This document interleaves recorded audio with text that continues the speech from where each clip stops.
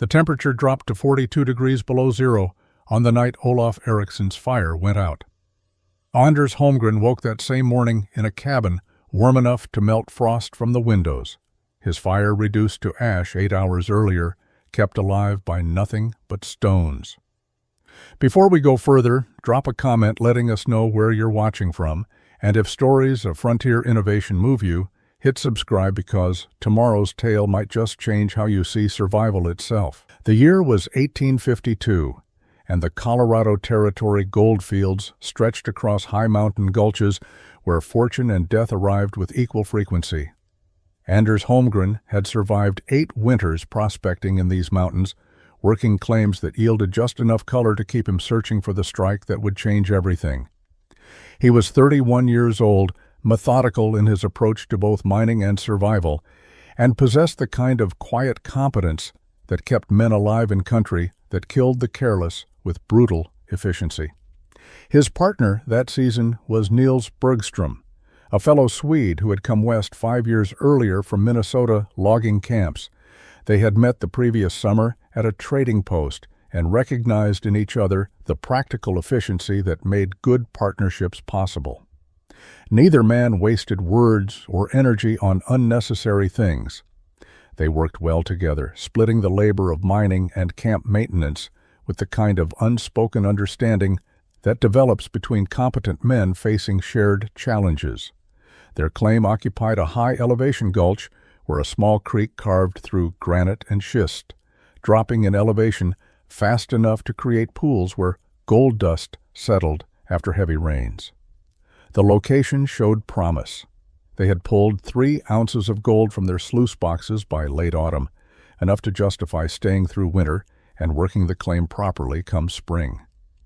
Most prospectors abandoned high country when snow came, but Anders and Niels had supplies enough to last until April and a cabin that would keep them alive through the cold months. The cabin was typical of Prospector construction. They had built it in 5 days that September, using notched lodgepole pines cut from the surrounding forest. The logs fit together adequately with clay chinking packed between gaps to block wind. The structure measured 12 feet by 14 feet, with a dirt floor, 1 small window covered with oiled paper, and a door hung on leather hinges. In one corner, they had built a fireplace from river stones and clay mortar with a chimney that extended 3 feet above the roofline. It was functional, nothing more, and neither man expected anything beyond basic shelter from a prospector's cabin. Winter routine became predictable quickly. The fireplace required constant attention. A good fire burned hot for 2 hours, provided adequate warmth for another hour, then faded to coals that gave minimal heat. Through a cold night, someone needed to wake every 3 to 4 hours to add wood, stir the coals, and rebuild the fire. Anders and Niels split the duty, alternating nights. The man on fire watch slept lightly, waking when cold penetrated his blankets enough to signal that the fire needed tending. Wood consumption was enormous.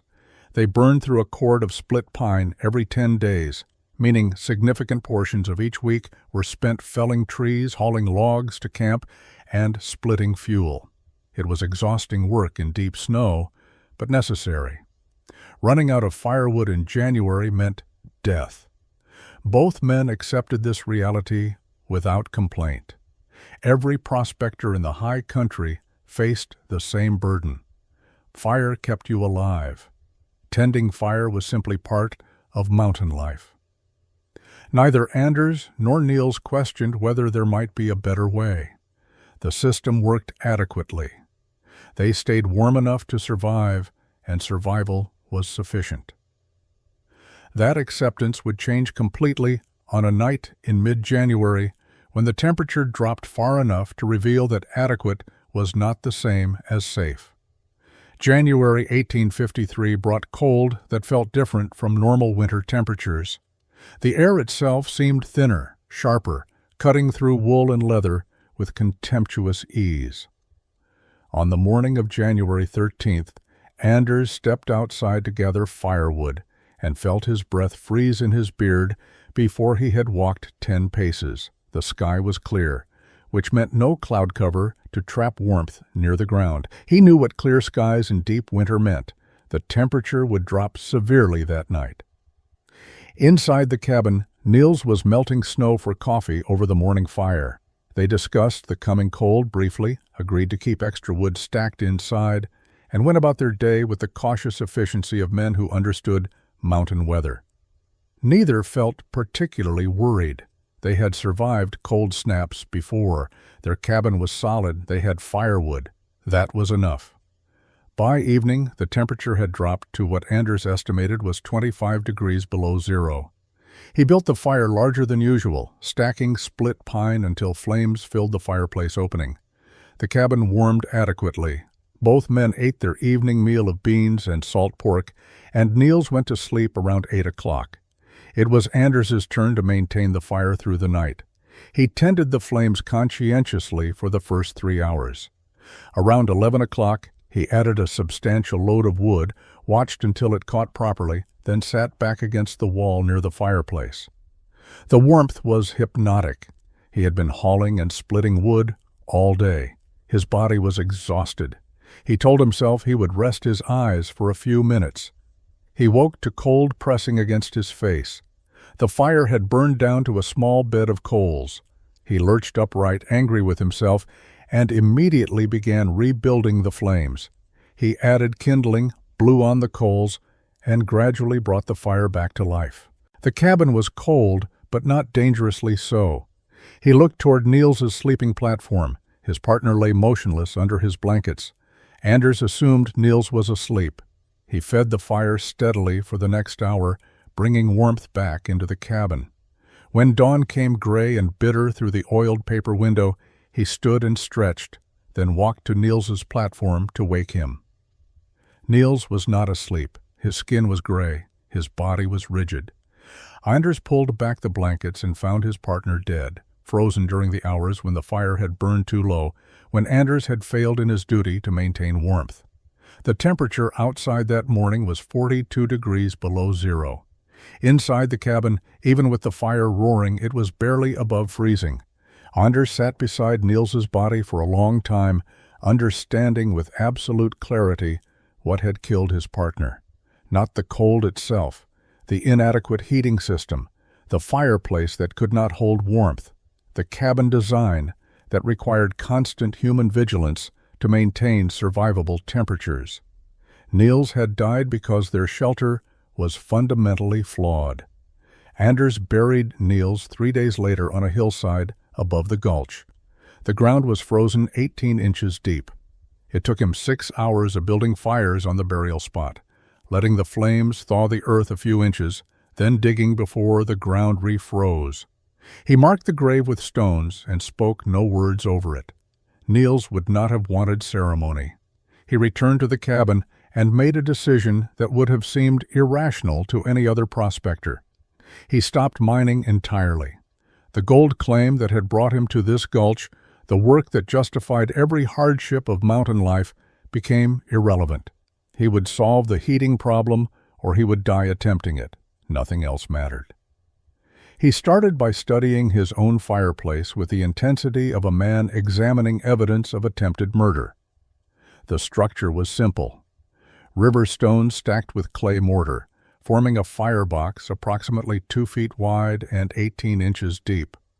The chimney rose straight up, perhaps 8 inches in diameter, built from the same stones and clay. Total stone mass was minimal. He built a fire and placed his hand on the stones beside the firebox. They warmed within minutes.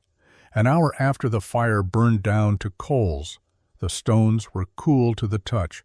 That was the problem: insufficient thermal mass. The stones heated quickly, but released their warmth almost immediately. By the time a fire died to coals, the stones offered no residual heat. The cabin cooled as fast as the fire faded. Over the next 2 weeks, Anders visited every prospector camp within a day's travel. He examined their fireplaces and chimneys with methodical attention.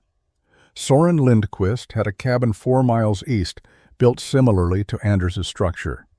His fireplace was slightly larger, but constructed with the same basic design. Anders asked how often Lindquist woke to tend his fire, and every 3 hours, Lindquist said, sometimes more frequently when temperatures dropped severely. Did the stones stay warm after the fire died? No, Lindquist said. They cooled quickly. That was simply how fires worked. Anders visited 6 other camps. Every cabin showed the same pattern: small fireplaces, minimal stone mass, rapid heat loss. Every prospector accepted this as inevitable. They woke multiple times each night. They burned enormous quantities of wood. They survived, barely, through winters that killed men regularly. None of them questioned whether survival could be less precarious. Anders began experimenting. He gathered additional stones and stacked them around his fireplace, increasing the mass. He built fires and measured how long the stones retained warmth. More stone meant longer heat retention, but the improvement was modest. His fireplace opening was too small to accommodate truly large fires. The chimney was too narrow to provide adequate draft for sustained burning. Adding stones around an inadequate fireplace yielded inadequate results. He needed a completely different approach: larger firebox, massive stone construction, a chimney designed not just to vent smoke, but to store and radiate heat for hours after flames died. He needed to build something no prospector had built before. Spring came to the high country in late April, melting snow and opening the creek to full flow. Anders spent those weeks studying stones instead of mining for gold. Other prospectors thought grief had affected his mind. He ignored them and continued his research with methodical focus. He discovered that not all stones held heat equally. The river stones from the creek bed, smoothed by decades of water flow, retained warmth longer than angular stones broken from cliff faces. He tested this by heating different stones near his fire and timing how long each remained warm enough to feel against his palm. River stones consistently outperformed quarried rock by 30 to 40 minutes. The difference came from density and composition. River stones survived in flowing water because they were harder and more compact than softer stones that eroded away. That same density made them superior for thermal mass. They absorbed heat more efficiently and released it more slowly. Anders had no formal education in geology, but he understood the practical principle. River stones were better for his purpose. He began gathering stones from the creek systematically. He waded into the cold water and selected specimens based on size, shape, and weight. He wanted stones that were uniformly round, between 6 and 12 inches in diameter, and dense enough to sink immediately when dropped in deep water. Porous stones that floated even briefly were rejected. He hauled his selections to a clearing near his cabin and organized them by diameter, creating what amounted to a stone library sorted by size. The work was backbreaking. Each stone weighed between 15 and 40 pounds. He needed hundreds of them. Over 3 weeks he made dozens of trips to the creek, selecting and hauling until his shoulders ached and his hands were raw from gripping cold, wet stone. Soren Lindquist visited one afternoon and watched Anders sorting rocks with evident confusion. "What are you doing, Holmgren?" "Building something," Anders replied. Lindquist shook his head and left without further comment. While gathering stones, Anders refined his design concept. A massive chimney was necessary, but it needed to be engineered correctly. Simply stacking stones into a large pile would create a heavy, unstable structure that might collapse. He needed a shape that was both structurally sound and thermally efficient. The solution came from observing how water moved through narrow channels. When the creek passed through a constriction between boulders, the water accelerated. The narrowing increased flow speed. The same principle would apply to air moving up a chimney. A wide base would provide maximum thermal mass where heat was generated. A gradual taper to a narrow shaft would accelerate updraft, improving combustion efficiency and draft strength. He began sketching the design in the dirt outside his cabin. Wide foundation, smooth inward taper, tall, narrow shaft. The shape looked almost like a pyramid, but hollow, with a flue running through the center. It would be massive at the base and elegant at the top. It would be structurally stable and thermally superior to anything currently built in these mountains. Late spring of 1853 marked the beginning of actual construction. Anders selected a new cabin site on higher ground with better drainage and clear sight lines. He would build the chimney first, then construct the cabin around it. This reversed normal building sequence, but Anders understood that the heating system was the foundation of survival. The cabin was merely shelter for the heating system. He began by digging a foundation trench 2 feet deep and 5 feet square. The work was difficult in soil mixed with rocks and roots, but necessary for stability. A structure this massive required proper foundation, or it would settle unevenly and crack.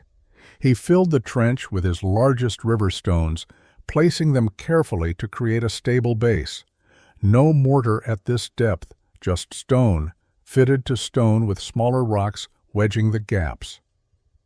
Above ground, the base construction began. Anders mixed his mortar from clay he dug from the creek bank, sand, and water, with a small amount of lime he had acquired from the trading post 30 miles away. The lime cost him a 1/4 ounce of gold dust, but made the mortar significantly stronger. He tested different ratios until he found a mixture that was workable when wet, but dried hard as the stones themselves. The base section would be 5 feet wide at ground level and rise 3 feet before the taper began. Anders selected his largest, flattest stones for the first courses. Each stone was placed carefully, with the flattest face toward the interior where the cabin wall would eventually sit. He wanted maximum surface contact between the heated chimney stones and the interior space. The exterior face curved slightly, giving the base a rounded strength that would resist lateral pressure. He worked alone, moving stones that weighed 30 to 50 pounds into position, adjusting them for fit, then mortaring them permanently. Each course had to be level. He used a wooden frame and a water level he constructed from a length of hollow reed to ensure consistent height around the perimeter. When a stone did not fit properly, he rejected it and searched through his sorted collection for a better option. The interior flue opening at this level was 2 feet square, large enough to accommodate substantial fires. Anders lined the firebox with his flattest stones, creating smooth surfaces that would radiate heat efficiently. The mortar joints were kept thin, no more than 1/2 inch, maximizing stone contact and minimizing weak points.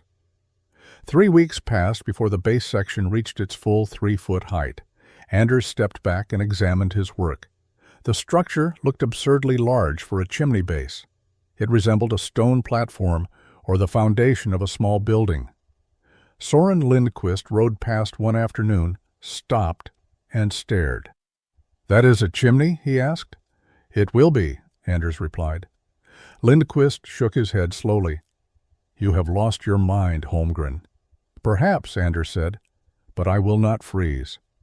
The taper section was the critical innovation, the element that would determine whether Anders' design was genius or folly. He needed to reduce the chimney width from 5 feet at the base to 2 feet at the shaft, maintaining structural integrity while creating the narrowing passage that would optimize draft and concentrate thermal mass where it mattered most. He began by establishing his angle. Using a straight lodgepole pine as a guide, he marked the reduction rate he wanted. The taper would occur over approximately 8 feet of vertical height, narrowing 3 feet total width at a consistent gradient. He planted 4 poles at the corners of his base section and ran strings between them at the angle he had calculated, creating visual guides for each course of stones. Stone selection became crucial. He needed progressively smaller stones as the chimney narrowed. His sorted collection proved essential. For each course, he selected stones that would maintain the inward angle while providing adequate surface for the course above. The work required constant adjustment. Sometimes a stone that appeared correct proved wrong when placed. He would remove it, search for a better option, test fit again. The structural challenge was maintaining stability while reducing width. Anders solved this through overlapping patterns. Each stone bridged at least 2 stones in the course below, creating interlocking strength that prevented vertical cracks from forming. The pattern was similar to brickwork he had seen on buildings in St. Louis years earlier, adapted for irregular river stones rather than uniform bricks. He adjusted his mortar consistency for the taper section, slightly thicker mortar than he had used in the base, providing more cushion to accommodate the irregular shapes of river stones while maintaining strong adhesion. He mixed small batches frequently, working only with mortar that was fresh and workable. Old mortar that had begun setting was discarded rather than used.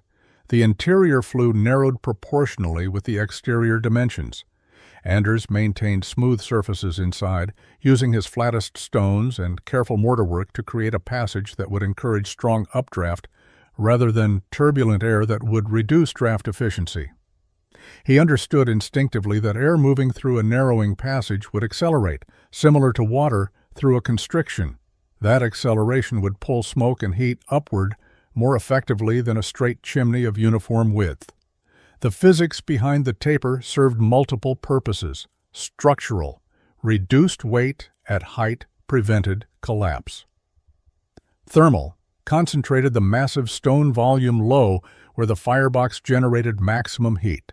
Aerodynamic, created Venturi effect that improved combustion efficiency and draft strength.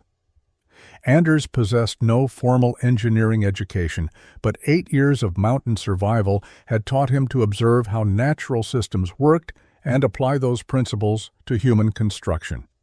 5 weeks of daily work brought the taper section to completion. The chimney now rose 11 feet from ground level, narrowing smoothly from its 5-foot base to a 2-foot wide platform where the vertical shaft would begin. Anders examined every joint, every stone placement, every mortar line.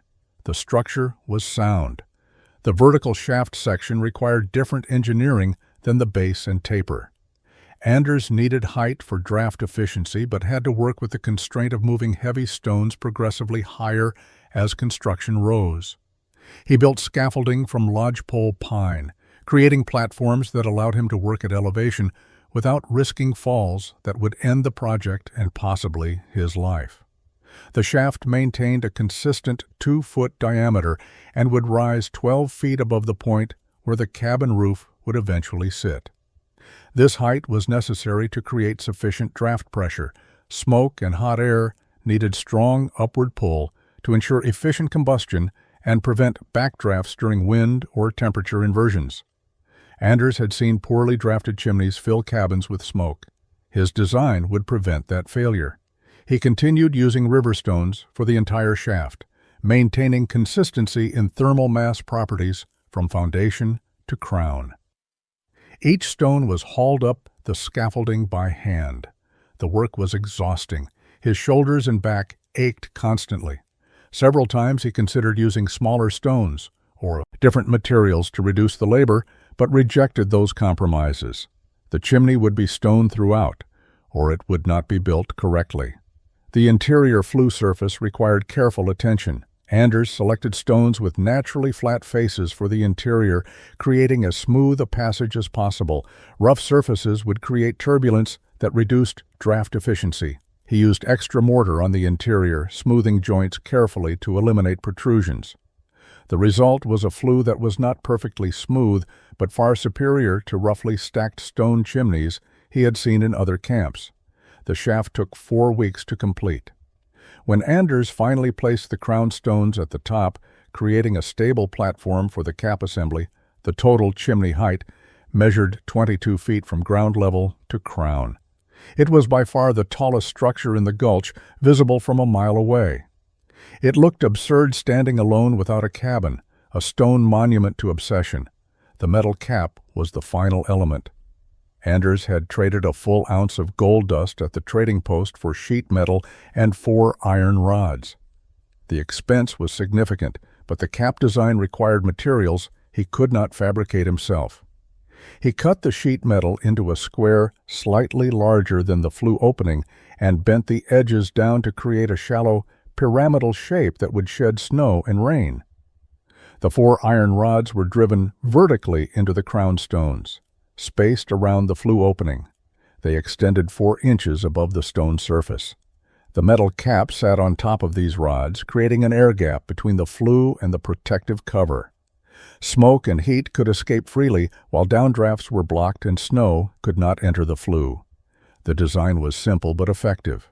Anders descended his scaffolding and stepped back 50 paces. The chimney stood complete, a tapered tower of river stone rising against the mountain sky. Summer of 1853 brought the unusual task of building a cabin around a completed chimney rather than adding a chimney to a finished cabin. Anders selected lodgepole pines for his walls, choosing trees that were straight and approximately 10 inches in diameter. He stripped the bark completely and shaped each log to ensure tight fitting between courses. The work was familiar. He had built cabins before, but this construction was different because the heating system dictated every other element of design. The cabin dimensions were determined by the chimney's proportions. He built the structure 16 feet long and 14 feet wide, positioning walls so the massive chimney base became part of the interior corner. The interior wall surface of the chimney would radiate heat directly into the living space. Anders fitted the first course of cabin logs against the stone surface carefully, eliminating any gap that would allow heat to escape unused. He used thick chinking between logs, packing a mixture of clay and moss into every gap. The chinking was applied generously, creating wide, pale bands between the dark logs. This was intentional. Heat retention required eliminating drafts completely. A cabin that leaked air around poorly chinked logs would waste the thermal mass advantage his chimney provided. He spent extra days on chinking work that other prospectors would have rushed through. The fireplace opening was built at the base of the chimney, facing into the cabin interior. Anders created a wide mouth, nearly 3 feet across, allowing him to build large fires that would heat the maximum volume of stone. The opening was framed with flat stones set carefully to create a clean edge between firebox and living space. He built no mantel or decorative elements. Function was the only consideration. Window placement was strategic. He cut one window opening on the wall opposite the chimney and another on the front wall near the door. Both windows were small, no more than 12 inches square, and positioned high on the walls. Small windows reduced heat loss while providing adequate light and ventilation. He built shutters from thick planks that could be closed and barred from inside during severe weather. The door received careful attention. Anders hung it on iron hinges he had fabricated at the trading post and fitted it with ceiling strips made from layers of wool cloth. When closed and barred, the door eliminated drafts that would have stolen warmth. The roof was constructed with overlapping planks covered with birch bark and a layer of sod, creating insulation that would keep heat inside during winter. Inside, Anders built a sleeping platform positioned to receive maximum radiant heat from the chimney stones. The platform was raised 2 feet off the ground with storage space beneath for supplies. He constructed a simple table and shelves, all mounted securely to walls. By late August, the cabin was complete. Anders moved his supplies inside and prepared for the first test, building a fire to see how his design performed. Anders built his first fire in the new fireplace on a cool evening in late August. He stacked split pine in the wide opening and lit the kindling. Flames spread quickly, encouraged by the strong draft his tall chimney created. He fed the fire steadily for 2 hours, building heat throughout the stone mass. The base stones grew warm to the touch, then hot enough that he could not keep his hand against them for more than a second. He let the fire burn down naturally, adding no wood after the initial loading. By midnight, only coals remained. By 2 in the morning, the coals were gray ash. Anders sat inside the cabin, monitoring temperature. The stones continued radiating heat. At dawn, 8 hours after the fire had died completely, he placed his hand against the chimney base. The stones were still warm, not hot, but distinctly above the cool morning air temperature outside. The test confirmed his theory. massive stone volume absorbed heat during active burning and released it slowly over many hours. Winter would provide the real validation, but this initial test suggested the design worked as intended. October brought the first serious cold. Anders established his winter routine. Each evening at dusk he built a large fire using split pine and hardwood he had gathered during summer months. He let the fire burn for approximately 3 hours, feeding it steadily to maximize stone heating. Then he went to sleep. He did not wake to tend the fire. When morning came, the cabin was still comfortably warm, despite the fire being dead for 6 to 8 hours. His wood consumption dropped dramatically. Where he had previously burned a cord of wood every 10 days, he now used half that amount. The thermal mass storage eliminated the need for constant fire tending through the night. Sleep became uninterrupted. His body recovered from the chronic exhaustion that came from waking every 3 hours through a mountain winter. Soren Lindquist visited in early December and sat inside the cabin for an hour, saying little but clearly observing how the system performed. He touched the chimney stones while the fire was cold. Still warm, he noted. Anders nodded. Lindquist left without additional comment, but Anders saw him studying the exterior chimney structure carefully as he departed. Late January 1854 brought the validation Anders had not sought but could not avoid. A severe cold snap descended on the high country. Temperatures dropped to 40 degrees below zero. Clear skies and calm air created conditions even more dangerous than windy storms. Cold settled into the gulches like water-filling pools, seeking the lowest elevations and concentrating there with lethal intensity. The cold lasted 3 days. Anders maintained his routine: evening fire, sleep through the night, morning fire. The cabin stayed warm enough that frost never formed on the interior walls. Other prospectors were not as fortunate. Olaf Eriksson, a Norwegian who had arrived in the gulch that autumn, had built a standard cabin with a small fireplace. On the second night of the extreme cold, his fire went out while he slept. Gunnar Larsson found Olaf Eriksson on the morning of January 26th. Eriksson was dead in his cabin, frozen during the night when his fire failed.